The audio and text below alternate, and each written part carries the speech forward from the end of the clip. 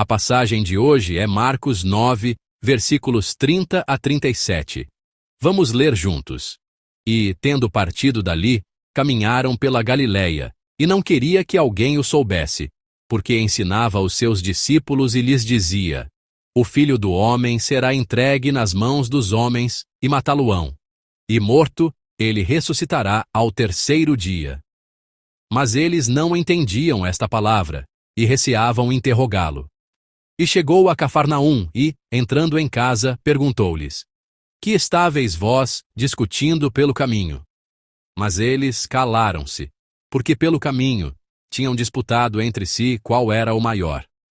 E ele, assentando-se, chamou os 12 e disse-lhes: Se alguém quiser ser o primeiro, será o derradeiro de todos e o servo de todos.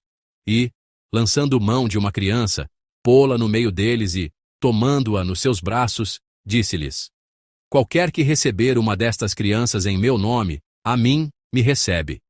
E qualquer que a mim me receber, recebe não a mim, mas ao que me enviou. Amém. Embora já tenha passado algum tempo desde o início do novo ano de 2026, só agora lhes dou as minhas saudações de Ano Novo. Espero que recebam muitas bênçãos pela graça de Deus e que seja um ano em que experimentem a abundante misericórdia do Senhor. Este ano, nossa igreja celebra seu 41º aniversário. Em termos humanos, é como entrar em um período maduro da vida. É um tempo em que o caráter se torna adulto. Então, o que significa a maturidade de uma igreja? Durante o ano passado, meditei sobre vários temas da vida, e um deles foi: o que significa ser uma boa igreja? Tenho desejado e orado de todo o coração para que a nossa igreja Myung-Sung se torne uma boa igreja. Uma boa igreja, do ponto de vista prático, que tipo de igreja seria? Para os não crentes, talvez seja uma igreja que eles gostariam de visitar pelo menos uma vez.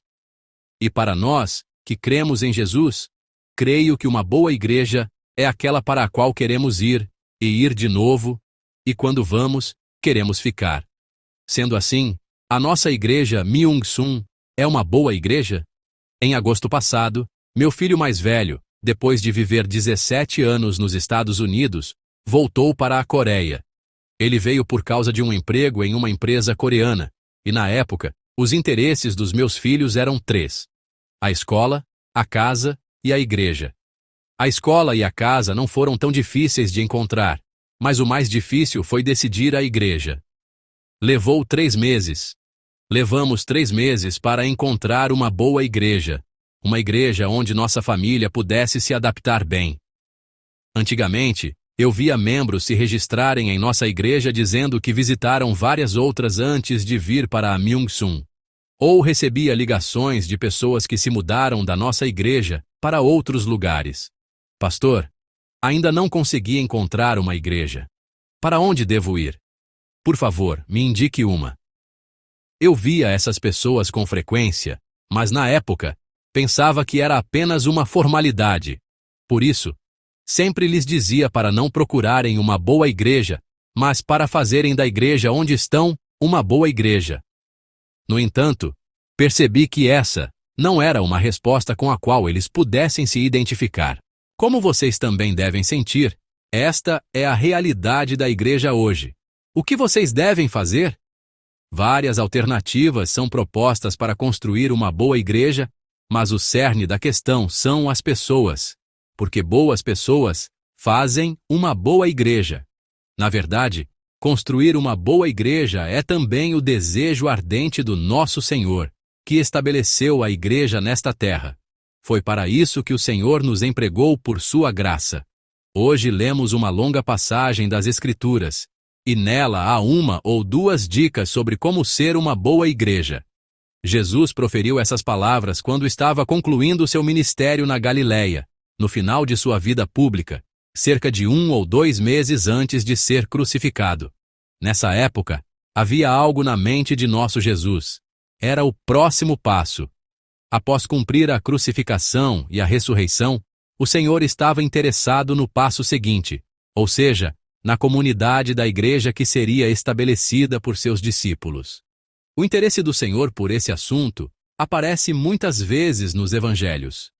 Se olharmos para Mateus 16 e 18, Marcos, Lucas 24 e João 17 e 21, vemos que o Senhor tinha um grande interesse na igreja.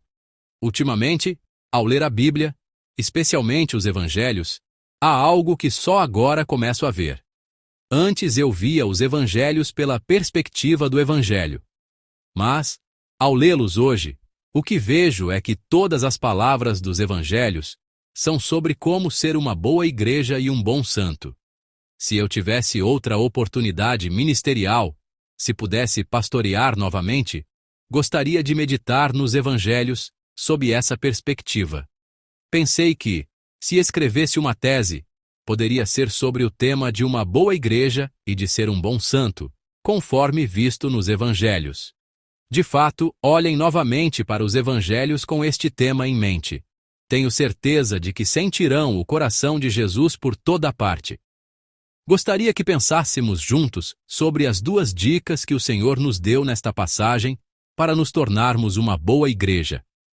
A primeira dica é ter uma fé claramente centrada em Jesus. Isso está registrado no versículo 31. O Senhor disse que o Filho do Homem será entregue nas mãos dos homens e matá-lo-ão, e morto, ele ressuscitará ao terceiro dia. Era algo que o Senhor mencionava com frequência, e ainda mais frequentemente à medida que a cruz se aproximava. No entanto, se olharmos para o versículo seguinte, os discípulos não entenderam o que o Senhor disse. Eles não compreenderam a crucificação e a ressurreição. E diz que eles tiveram medo. Estavam pensando, e se algo assim acontecer? Isso é realmente absurdo. Por que Jesus teve que morrer na cruz e ressuscitar? Estamos agora no período da Quaresma. Como o nosso pastor principal bem apresentou, a cruz é o centro de nossas vidas. Tudo passa pela cruz. Por isso, o que vemos através da cruz é extremamente importante. Por que Jesus teve que morrer na cruz e ressuscitar? Um cristão deve ser capaz de falar sobre isso com muita clareza. Se isso não for claro, pode-se ser um frequentador de igreja, mas não um cristão. Qual é o problema mais fatal do homem? É ser pecador. Por causa disso, a relação com Deus foi rompida, e a morte e a maldição vieram sobre nós. Quem nos restaurou da maldição da morte e do pecado foi Jesus. Para isso, Deus enviou Jesus, e Jesus teve que vir ao mundo, carregar a cruz, ressuscitar e ascender ao céu. Recentemente tenho ouvido e cantado um hino com frequência, o que cantamos no início do culto. Jesus, minha esperança viva. É uma canção que explica bem o Evangelho. Acho que é um hino realmente lindo. Vocês podem encontrar tudo isso no YouTube. Já que é a Quaresma, seria ótimo se vocês também pudessem ouvir e cantar este hino com frequência e meditar profundamente na graça da cruz do Senhor. Então, neste momento, gostaria que cantássemos este hino. Das 3 estrofes, vamos cantar juntos a segunda estrofe e o refrão. Desesperado, olhei aos céus, e em meio à noite, tua doce graça rasgou as trevas por amor. Jesus Cristo, minha esperança viva. Sim, é isso mesmo. Vocês acreditam nisso, não é? Crer que Jesus é a minha esperança viva é ser cristão. Quem nos fez crer e conhecer isso é o Espírito Santo. A verdadeira sabedoria do mundo é crer que Jesus é a nossa esperança viva. O famoso filósofo e teólogo existencialista, Kierkegaard, disse o seguinte a este respeito: a vida não começa aos 40, nem aos 20, começa na cruz. É isso mesmo. A partir da cruz, o homem se torna uma nova criatura. E tornar-se uma nova criatura significa que toda a sua visão de valores foi renovada. Significa que a maneira de ver as coisas mudou. Há pouco tempo, foi lançado um filme intitulado A Orquestra Divina. Dizem que mais de 1,1 milhão de pessoas o assistiram. Os cristãos continuam a vê-lo. E ouvi dizer que algumas pessoas o assistiram 3 vezes. Ouvi também que em uma igreja, eles foram assistir em grupo, e cantaram todos juntos os hinos que tocavam no cinema. Vocês viram? Se 1,1 milhão de pessoas viram, podemos dizer que cerca de 1/10 da população cristã o assistiu. Minha esposa e eu também vimos este filme há cerca de um mês. Tenho que falar mal da minha esposa por um instante. Até agora, não houve uma única vez em que ela não tenha dormido em filmes, peças de teatro, musicais, concertos e até recitais de piano. Mas a única vez que ela não dormiu foi durante este filme. Não só não dormiu, como chorou durante todo o filme. Eu a vi enxugando as lágrimas constantemente. Para aqueles que viram o filme, vocês sabem do que estou falando, mas para aqueles que não viram, eu os encorajo a assistir e gostaria de resumir brevemente o enredo para vocês. O filme começa com a dúvida: existem igrejas de verdade na Coreia do Norte? Há igrejas estabelecidas na Coreia do Norte, a Igreja Chilgol e a Igreja Bongsu. Elas não são igrejas de verdade. São igrejas falsas. São apenas igrejas de fachada para o mundo exterior, não igrejas genuínas. No entanto, quando surgiram rumores de um avivamento na Igreja Chilgol, a primeira a ser estabelecida, o filme foi produzido com base nesse motivo. Em meados da década de 1990, durante a terceira Marcha Árdua da Coreia do Norte, quando o dinheiro estava escasso, as autoridades norte-coreanas, em meio a várias deliberações para garantir fundos de alguma forma, receberam uma proposta de uma organização ligada à ONU. Se vocês realmente têm as igrejas, os cristãos e a liberdade de fé que propagandeiam, mostrem-nos a situação real, e nós lhes daremos $200 milhões. Ao ouvir isso, as autoridades norte-coreanas decidiram levar adiante esse projeto como uma tarefa revolucionária e planejaram um culto de louvor.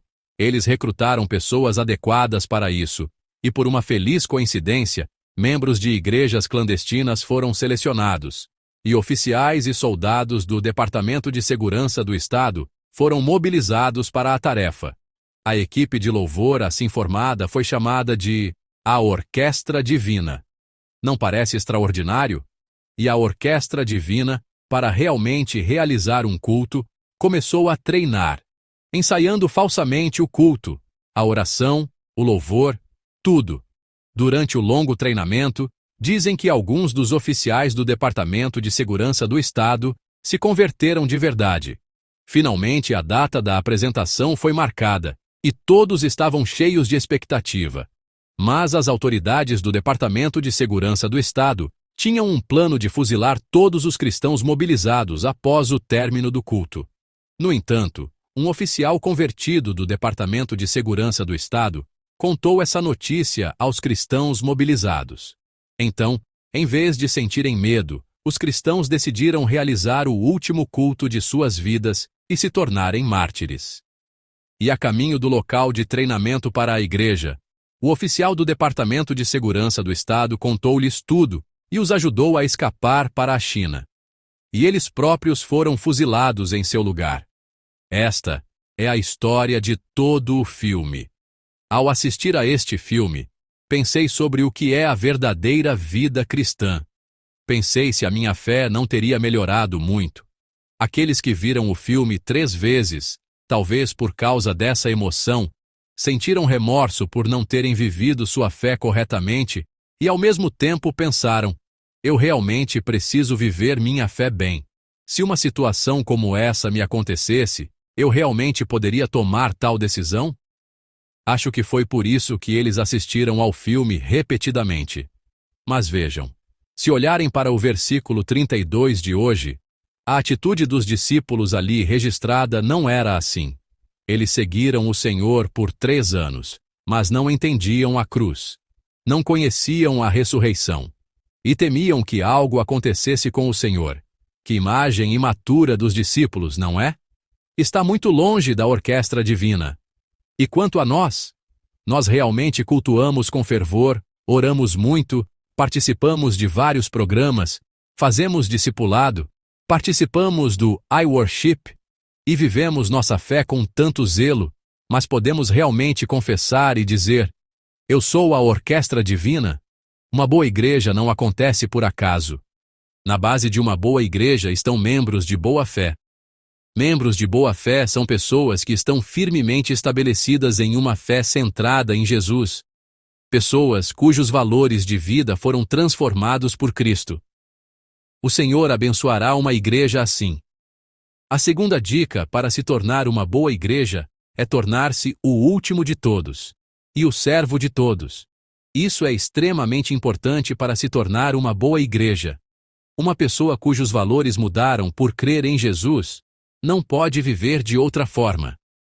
Olhem para o versículo 35. Jesus sentou-se, chamou os discípulos e disse-lhes. Ele disse: se alguém quiser ser o primeiro, será o derradeiro de todos e o servo de todos. Quem são todos? Refere-se a pessoas de todas as idades, sexos e com diversas personalidades e experiências. Portanto, a igreja pode ser chamada de uma comunidade de todos. Quando essas todos se reúnem, suas individualidades se manifestam, e muitos problemas diversos surgem na igreja. Nesse momento, o desejo mais proeminente que surge entre os anseios universais é o desejo de ser o primeiro. O desejo de ser o chefe. É por isso que muitas pessoas que falam alto aparecem na igreja. Por isso, Jesus diz: quer ser o primeiro? Torne-se o último de todos. O lugar onde Jesus disse isso foi Cafarnaum. Depois deste encontro, o Senhor subirá para Jerusalém. Cafarnaum era a sede da missão de Jesus na Galileia. O Senhor frequentemente reunia seus discípulos ali para lhes ensinar a palavra. Naquele dia, o Senhor se sentou e perguntou aos discípulos reunidos: o que vocês estavam discutindo no caminho? Os discípulos ficaram em silêncio. A razão era que eles tiveram uma grande briga no caminho. Quem entre nós é o maior? Eles discutiram sobre essa questão de hierarquia. Discussão significa que eles tiveram uma grande discussão verbal. Enquanto Jesus estava cheio de pensamentos sobre carregar a cruz, vejam o que os discípulos estavam fazendo. Eles estavam brigando sobre quem seria o chefe entre eles, quem era o maior, uma questão de hierarquia. Que pessoas imaturas. Então, Jesus decidiu abordar o assunto. Como os discípulos não diziam nada, o Senhor foi direto ao ponto e concluiu assim: se alguém quiser ser o primeiro, será o derradeiro de todos e o servo de todos. Ele disse: será? Deve ser assim. O Senhor disse que deve ser assim. A comunidade de fé é qualitativamente diferente da comunidade do mundo, porque são pessoas cujos valores foram invertidos por Cristo, foram transformados. Portanto, suas palavras, ações, pensamentos e interesses devem mudar, porque se tornaram novas criaturas. Mas qual é a situação da igreja hoje? Nossos valores foram realmente transformados por Cristo? Há algum tempo, visitei o Instituto Ecológico Nacional de Seokeon, que fica na fronteira entre as províncias de Chungcheong e Jeolla do Norte. Ouvi falar por acaso da existência do Instituto Ecológico de Seokeon. Fica a cerca de 3 horas daqui. Ouvi falar do professor Choi Jae-cheon, o primeiro diretor que estabeleceu o Instituto. Havia muitas condições adversas, mas ele foi lá e estabeleceu o Instituto Ecológico de Seokeon com muito sucesso. Fiquei curioso. Então, primeiro comprei e li o livro que ele escreveu sobre o processo de estabelecimento do Instituto, e depois fui lá. O título do livro é Cultivando a Gestão na Floresta. O título em si não parece extraordinário? Cultivando a Gestão na Floresta. Foi um grande sucesso para o condado de Seokeon. O Ministério do Meio Ambiente e o condado de Seokeon fizeram um pedido irrazoável ao professor Choi Jae-cheon ao criar o instituto. Faça deste um lugar que atraia 300 mil turistas por ano. Foi um pedido absurdo. Sim. Surpreendentemente, no primeiro ano, 1 milhão de pessoas visitaram. Na zona rural de Seokeon. No ano seguinte, mais 1 milhão de pessoas vieram. Em 2 anos, 250 novas lojas e restaurantes abriram em Seocheon. E tornou-se um grande instituto ecológico, com 500 funcionários, realizando um grande trabalho. Acima de tudo, quando fui ver, o conteúdo e a composição eram maravilhosos. Havia uma grande variedade de plantas, seres vivos, insetos e muito mais. O trabalho do primeiro diretor, Choi Jae-cheon, foi fundamental para isso. Acho que ele ficou lá por cerca de 3 anos. Nesse livro, ele detalhou seus 10 mandamentos de gestão. E o primeiro mandamento me tocou profundamente. Por isso quero compartilhar este primeiro mandamento com vocês. Não reine sobre Junlin, mas governe em conjunto, Kunlin. A primeira palavra para reinar significa um governo onde uma pessoa monopoliza o poder, como vemos em monarquias absolutistas.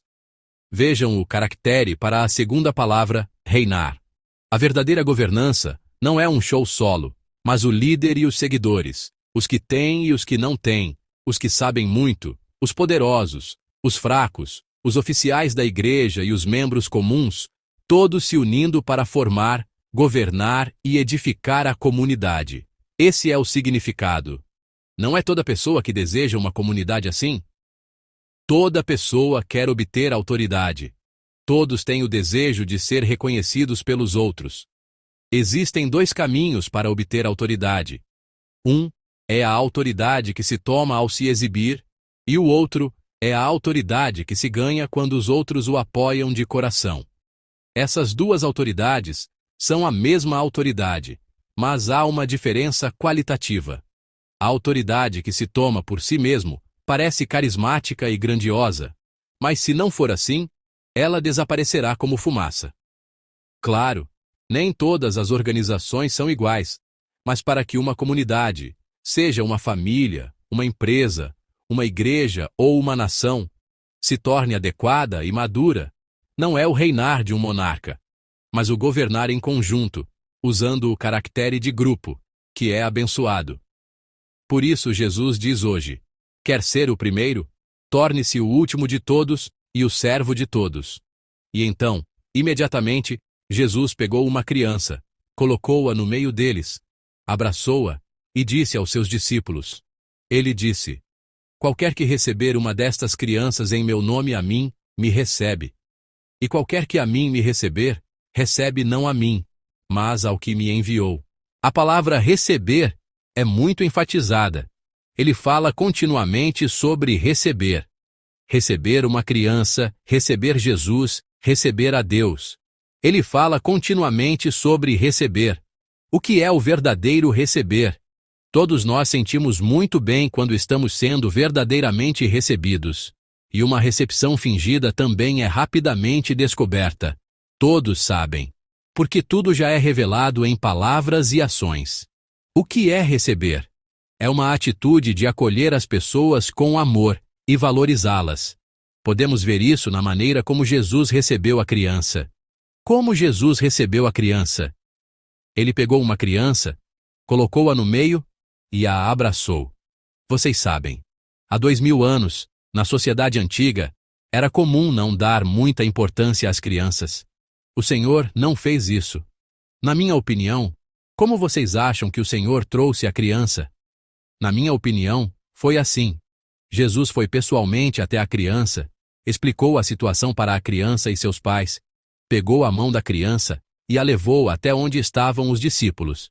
Em outras palavras, o Senhor não disse, ei, tragam-me uma criança, ou, ei, você, venha cá. Ele não teria feito isso. Ele foi pessoalmente, explicou a situação e a trouxe pela mão. E ele colocou a criança no meio, e eu acho que o Senhor estava de pé ao lado da criança. Ela deve ser valorizada e respeitada. O Senhor queria dizer o quão preciosa e valiosa era aquela criança. E o Senhor abraçou a criança com força.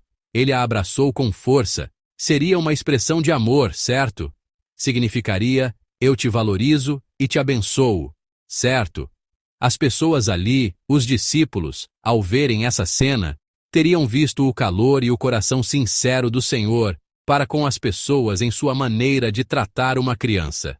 Eu acredito que isso foi o que o Senhor mostrou aos seus discípulos naquele dia, como o padrão para acolher e receber as pessoas. Assim como vocês me recebem, devem receber uns aos outros. Quer seja uma criança, uma pessoa diferente de mim, qualquer pessoa, o Senhor queria mostrar o que era a verdadeira recepção. Diante de um Senhor assim, como podem as pessoas que dizem crer nele, que se tornaram novas criaturas por meio dele, falar de hierarquia na igreja? Como podem discutir sobre tais coisas? Nossa igreja completou 41 anos. Tornou-se uma igreja cujo caráter amadureceu. Hoje, através desta passagem, o Senhor nos diz que tipo de igreja deve ser uma boa igreja. Ele nos fala com as duas coisas registradas na Bíblia hoje. A primeira é firmar uma fé centrada em Jesus. Portanto, é esclarecer a fé na cruz, a fé na ressurreição, a fé na ascensão e na segunda vinda. Quando estabelecemos essa fé dentro de nós, também nos tornamos a orquestra divina. A segunda é que devemos nos tornar o último de todos. Devemos nos tornar servos de todos. É isso que ele diz. Tal pessoa tem uma maneira diferente de tratar as pessoas. Porque, ao lidar com as pessoas, não há espinhos em suas palavras e ações, e elas as tratam como se estivessem tratando o Senhor. Esta é a verdadeira recepção. Quando o Senhor vir tal pessoa, acho que ele fará um sinal de positivo com o polegar. Não é fácil, por causa da nossa natureza pecaminosa, mas devemos seguir este caminho. Porque somos pessoas que se tornaram novas criaturas por meio de Cristo, não apenas em palavras, mas pessoas renascidas, cujos valores foram invertidos por Jesus. Nossas palavras e ações devem definitivamente ser diferentes. Que todas as famílias de Myung-Sun, que seguem o caminho da palavra, e assim, tornam nossa igreja uma igreja ainda melhor, sejam abençoadas. Oremos juntos. Vamos nos examinar. Pensem nisso. Vocês creem no fato de que são novas criaturas, não é? Vocês acham que viveram uma vida digna de novas criaturas? De agora em diante, devemos decidir isso. Tornar-se a orquestra divina não acontece por acaso. Quando a experiência de se tornar uma nova criatura é profunda, ela simplesmente se manifesta. Vamos orar e decidir diante do Senhor viver uma vida de fé assim. Obrigado. Quando não tínhamos esperança de vida devido às nossas transgressões e pecados, Tu nos chamaste de novas criaturas, nos fizeste sonhar com uma nova vida e nos permitiste comprometer-nos a viver uma vida cristã madura, compartilhando uma profunda intimidade com Deus como seus filhos. Obrigado, Senhor misericordioso, que veio ao mundo para nos salvar quando estávamos em nossas transgressões e pecados, dizendo: Você é meu filho, meu amado, uma nova criatura, e renovando nosso destino. Agradecemos por teres estabelecido a igreja nesta terra para edificar todas as pessoas deste mundo, por nos teres empregado por graça para revelar o Senhor ao mundo, e por nos teres tornado um belo canal para transformar o mundo. Pai Deus, embora ainda ouçamos a Tua palavra, e digamos que vivemos seguindo o caminho da palavra, vemos que os rastros de nossas vidas passadas ainda estão escuros e repletos dos maus hábitos do passado. Mas te agradecemos por nos dar este precioso tempo de graça, neste santo dia do Senhor, para refletir sobre o que significa viver de maneira digna do teu chamado. Senhor, sustenta-nos, fracos como somos, para que possamos viver vidas que te façam dar um sinal de positivo, para que nossa igreja possa se tornar mais madura. Senhor, sustenta-nos. Abençoa as famílias de Myung-Sun, para que todos possam ser membros de fé que não apenas permanecem firmes na fé, mas também não hesitam em se colocar no último lugar de todos, e edifica nossa igreja com um avivamento ainda maior. Obrigado por nos enviar nosso pastor principal e por nos ajudar a edificar lindamente o corpo de Cristo, a igreja, nos últimos 2 anos. Segura nosso amado pastor principal com a tua mão poderosa, Fortalece-o para que ele possa realizar a bela obra que Deus planejou por meio dele, de forma preciosa e abençoada, pelos próximos 40 anos. Enche-o com o teu espírito e ajuda toda a congregação a se unir para cumprir a tua vontade. Oramos em nome do Senhor Jesus Cristo. Amém.